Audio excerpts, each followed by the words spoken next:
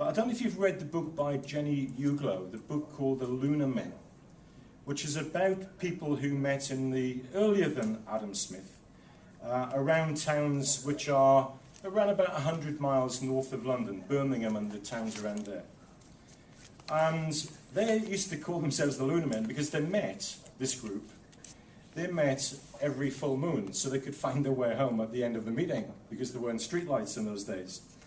And those people included James Watt, the engineer, the manufacturer Matthew Bolton, the potter Josiah Wedgwood, the physician and botanist Erasmus Darwin, the chemist and preacher Joseph Priestley.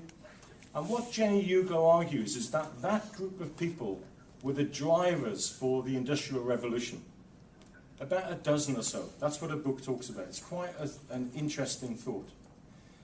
I think what Stephen Jury was talking about is how can you get a dozen people together to really debate things in the same way that the groups could back in the second half of the 18th century. Maybe blogging isn't quite enough. Now, we can't afford to jump on a plane and meet one place.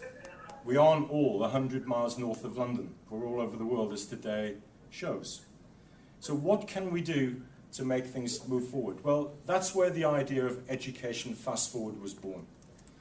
So Michelle Selinger at Cisco very kindly arranged for us to use Cisco's telepresence that we're all experiencing today for the first time for some of us. But to be honest, we don't really know how to run this debate or what the debate should be about.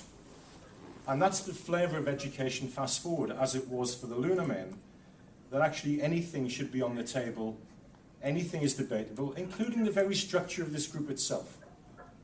No egos, only open and shareable thoughts to make things move forward.